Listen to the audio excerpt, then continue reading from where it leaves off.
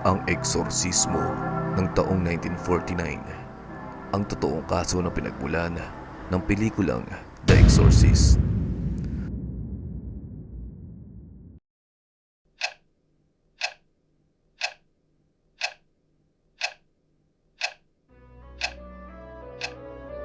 Sa bawat sulok ng mundo, may mga kwentong hindi natin may paliwanag. Pero may isang kwento na hindi lang nanindig balahibo, ngunit binago nito ang kasaysayan ng horror. Ito ang totoong kaso ng isang batang sinapian daw ng demonyo noong 1949. Ang kwentong naging inspirasyon ng pelikulang The Exorcist. Pero ganun ba talaga ang nangyari? At bakit hanggang ngayon hindi pa rin ito nawawala sa usapan ng mga pari, doktor at mga paranormal researcher? Ako nga pala si Six at maligayang pagbabalik sa Room 666. Simulan natin ang bahagi ng story na ito tungkol kay Rolando. Hindi niya tunay na pangalan. Isang binatilyong tahimik, mahiyain at sobrang close sa tiya niyang si Aunt Harriet. Ang babae ay mahilig sa Ouija board, espiritismo at mga ritual na pangkontak sa kabilang mundo.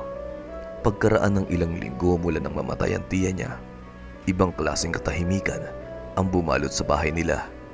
Hindi ordinaryo, hindi natural.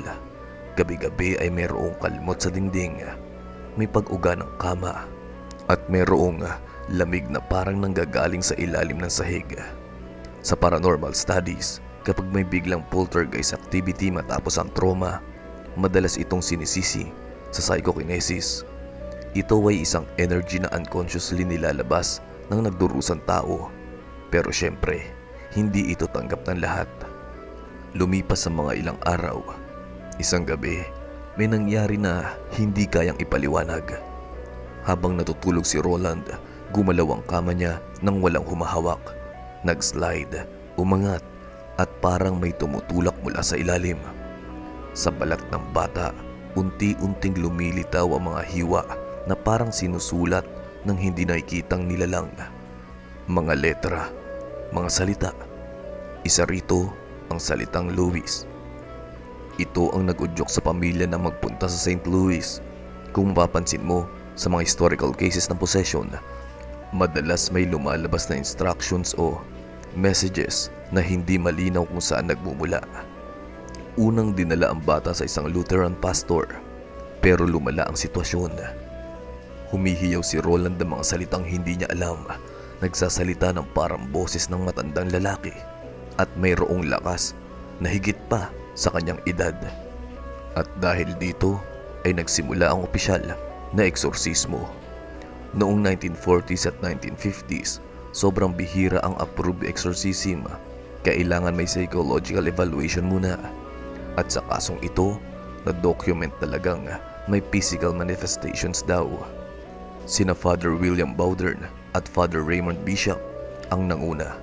Nagsimula ang ritual sa isang lumang silid sa ospital. Habang binabasa ng pari ang Rituale Romanum, biglang nag-iba ang boses ng bata. Mula sa tinig ng binatilyo, naging malalim, basag at galit na galit. Sabi nila, parang may dalawang boses ang nagsasalita ng sabay. Habang mas lumalakas ang dasal, mas nagwawala si Roland. May mga gamit na lumilipad, kama na umiindayog, at minsan pati ang katawan niya ay parang tinutulak pabalik ng hindi nakikitang pwersa.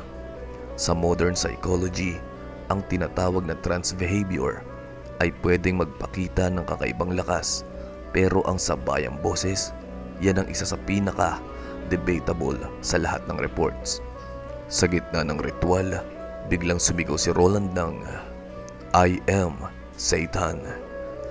Ayon sa kwento ng mga pari, nangungut siya, tumatawa siya ng may halong pang-aasar at nagbabanggit ng mga bagay na kahit sila mismo ay hindi niya dapat alam.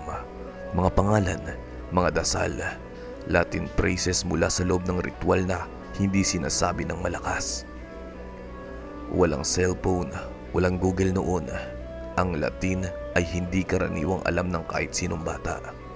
Kaya ito ang pinakamalaking misteryo ng kasong ito. Noong April 18, 1949, ito na ang huling gabi. Habang inuulit ng mga pari ang dasal, biglang bumagsak si Roland at nagsisigaw. Parang may nakikipaglaban sa loob ng katawan niya.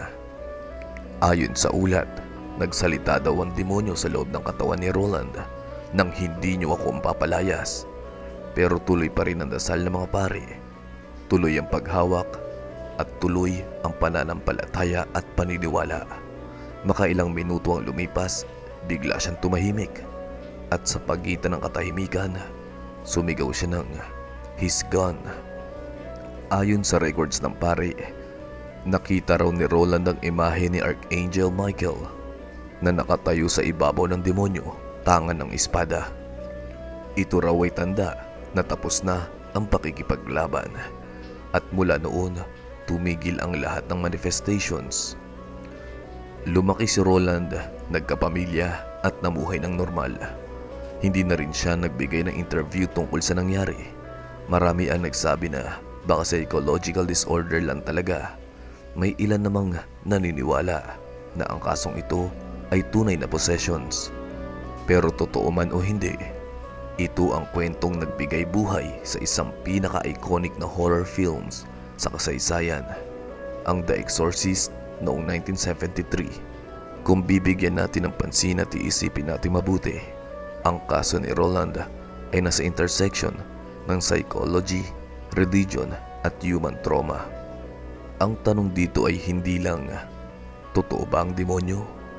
Kundi, hanggang saan kaya kaya ng tao intindihin ang mga hindi may paliwanag?